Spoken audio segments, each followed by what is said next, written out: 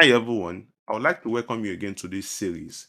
In this episode, we'll be talking about the Azure Repos, how to get started with the version control. We'll start by creating our first Azure DevOps repository. Then we'll take a look at some of the basic Git command. From there, we'll look at some of the branching strategies that are present in Azure Repos. Then we'll talk about the collaborative coding, code reviews, and pull requests. Then we'll take a look at the integration with the Azure pipeline and wrap it up with the inbuilt code scanning. Welcome again to my channel, Tech Talk with Baba Femi. Now let's take a look at all this in our Azure DevOps platform.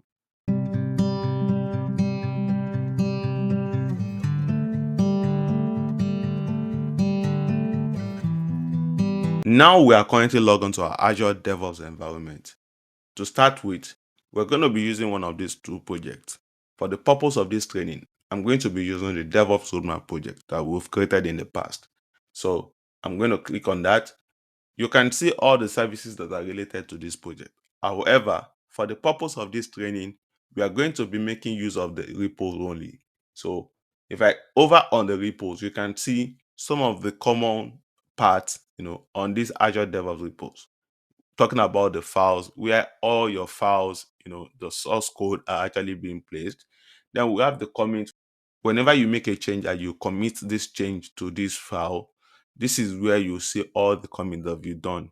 Then we'll talk about the pushes. When you do a git push, maybe from your local repository, so to the remote repository, this is where you find all your pushes. Then we'll talk about the branch, all the branches that you have under this particular repo, whether the feature branch, the bug branch, or the main branch, the master branch that you've created, for this particular repo. Then we talk about the tags. Let's say you are creating a new feature and you always want to tag this feature to say, this is the feature we are creating, or you're resolving a bug and you want to tag it. So this is where you find all your tags. Then we'll talk about the pull request. So when you create a new, this is talking about some of the branching strategies. So this is a very good practice when you are managing a version control. So when you create, let's say, a new feature branch and you work on a particular feature or on a particular bug, you do not want to work directly on your master branch. So you want to create a new branch, and when you're done with whatever you're doing, you want to create a pull request so that there can be a review of your code before being merged to the master. Then lastly, you can see the advanced security, where we'll be talking about the code review, the code analysis in Azure DevOps. So let's even click on this repository and see what we have in stock. Now, you can see we have a repository that has the same name as our project, which is the DevOps Roadmap. So, one important thing for you to know is the fact that when you create your own project, a repository with the same name will be created for you. So, like I said, we are going to be creating our own first repo. However, that one has been created for us in the past. However, we want to create our own repo. So to do this, we have two options. So the first option is to click on the drop down here where we can see, the new repository. We can even import a repository that has been created in the past. Let's say from our Azure DevOps environment, from our GitHub environment, or any other tools that uses, the Git repository. We can also manage the repositories that we've created in the past from here. Maybe by renaming it or setting up some policies, some securities, or changing some settings on that particular repository. We can also do this by clicking on the project settings, and under the repository, you will see all the repositories that you've created, under this particular project. So here we only have one repo, which was created for us while we were creating, this particular project. On here, you can see some of the settings that are applicable to all the repositories. You know, like let's say you want to change your main branch, maybe to the master. So you want to change the name from here. So, or you want to allow users to manage, permissions for created branches. You want to talk about some of the policies you want to set under this particular repo, or even the securities under this particular repo. You can also do the same for each repository. instead of doing a general one. So, like you can see here, we have the settings for this particular repo. Then we have the policies, just the same one that we have, um, just the same one I just showed you now. Then we'll talk about the securities, then approval and checks, when we talk about the branch controls, the approval gates and the likes, which we'll be talking about in some subsequent videos.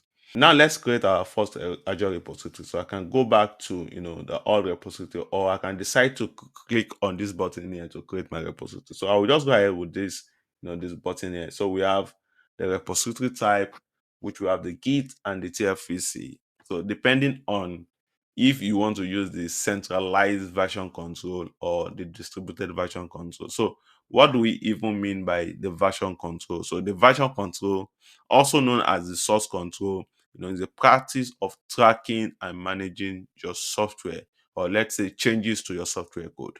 So, and I would say Git is one of the widely used, version control. And I mentioned the fact that it's distributed. That means regardless of the location, all users can collaborate from anywhere in the world. So, and that's why Git is widely used. So I'm going to go ahead to select Git, and I'll create my, give it a name and say, let's say, post control. So you can see, you can decide to take off the readme file or add a readme file. So basically, your readme file is just to explain what the repo is all about.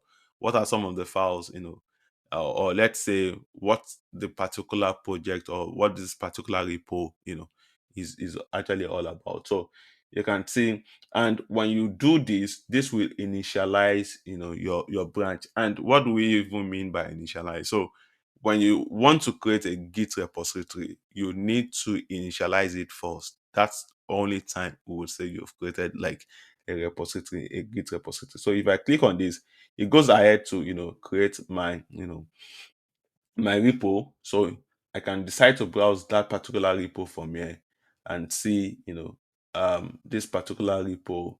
Also, I can decide. So now you can see that a particular branch has actually been created for me.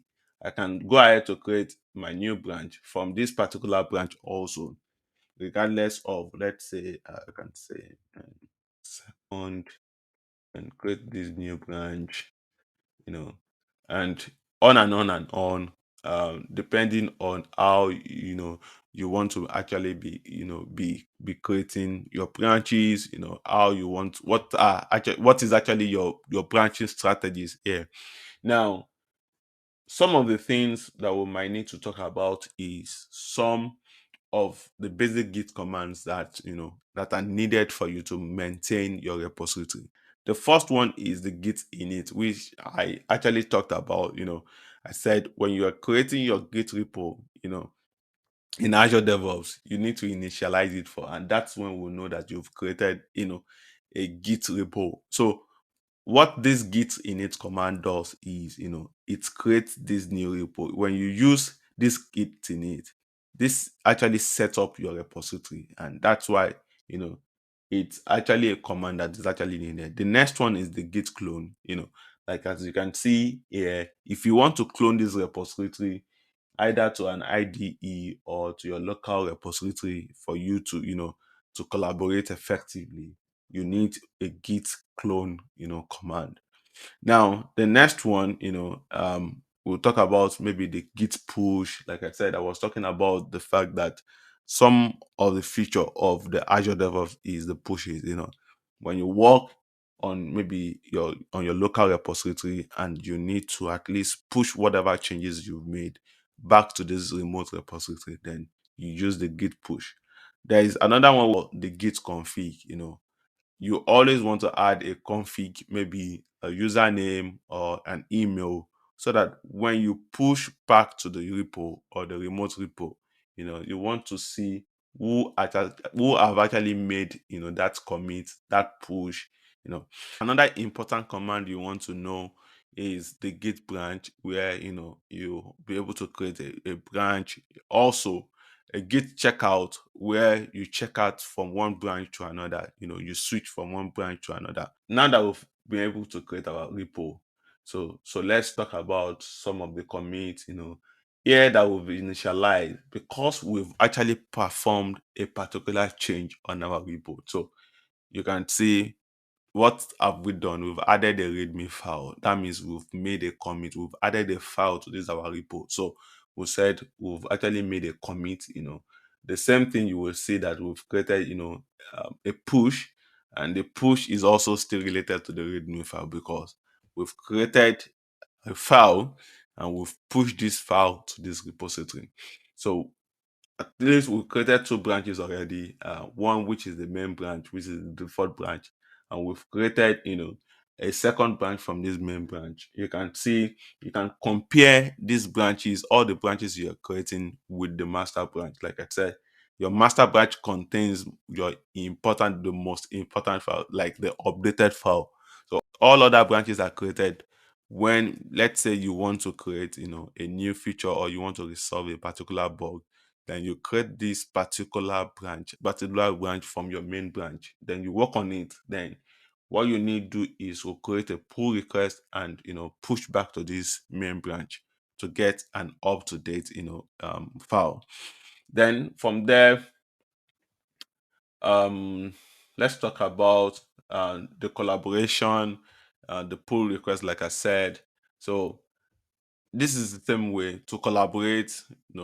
Everyone is the main focus is actually on the main branch or the master branch, regardless of the branch that you've selected. And this goes with the branching strategies also. So what's your branching strategies? How do you, let's say, work on a new feature? How do you work on a new bug? So what we do basically is for you to create a branch out of your main branch or out of your master branch. And when you do that, you give it, maybe there is a naming convention, based on your organization, um, based on your organization. So the naming convention can be, let's say, the user performing this particular change, slash, the description of what you're doing, the bug, the feature, or you want to always have a feature in front of your branch, like feature. Let me try to create one. So let's say I want to work on a new feature and I'm saying features, slash, you know, then let's say you name the feature now. Let's say create authentication and slash, you can now give it like maybe the PR code, or let's say the tax number, something like that, and you create it out of your branch. So here is your branching strategies. So you want to always have a folder, or you want to always have your branches created out of your main branch. You work on the feature branch, and when you're done with whatever you're doing, so let me just add a new file to this particular branch. Then we can actually look at let's say, let's get these, and I just put a random file. I add it to my particular file that I've created. Then I can go ahead. So if I go back to the branches, you will see that currently my feature branch has one file which is ahead of the main branch. Then I'll go ahead to create a pull request to say, yes, I want to merge these with the main branch, and select whatever you need to select. Then you complete after the approval has been done. Do you want to delete, do you want to associate this with a particular work item? You want to complete that work item, or you want to even customize your commit. It makes more sense when you customize your commit message, in the sense that it gives everybody the idea of what is being done on that particular feature, on that particular bugs and the likes. So you want to do that. And this is how we collaborate in the sense that other users can actually check what you're doing, can review what you're doing, you know. Um, they can also see when you create a pull request to merge, with the master. Yeah, this is going to merge automatically because we've not set any branching policies or strategies to say when you want to create a pull request to the master branch, we need to have, let's say, an approval gate. Somebody needs to review your code. And that's one good thing when it comes to the repos, using the Azure repos. And the final thing we'll talk about is, the code scanning, which I talked about, at the beginning of this video. So you can see we have the advanced security, and this does this code scanning. So you need to enable this first. By default, it's not going to be enabled. So if I go back to the repo, you can do this for a particular, repository, or you can do this for all the repository at once. But I'm just going to do this for this particular repository, and what I'm going to do is to turn this on. This is going to tell me, this will enable the billing per commit, per committers. So you want to check, okay, so you need me to set up the billing first. So I can go ahead and say, yeah, set up the billing. So this is not going to be possible because we do not currently have an Azure subscription, attached to the main portal, and that's why we are not going to be able to set up. But when you set this up, what this is going to do is this is going to add some tax, to the tax that you currently have in the Azure DevOps platform, and you are going to be able to select these tags while you're building, your application, or while you are deploying your application. And that brings us to the end of, this video. If you have any question, you can drop it in the comment section, and I will attend to them. All right. In the next video, I'll be talking more about the Git command, some of the Git command. We'll see those commands, how we use this Git command, on our local repository, and how we can actually push all those files, how they commit, to our repos in Azure. All right, everyone. And I'll see you in the next video. Thanks.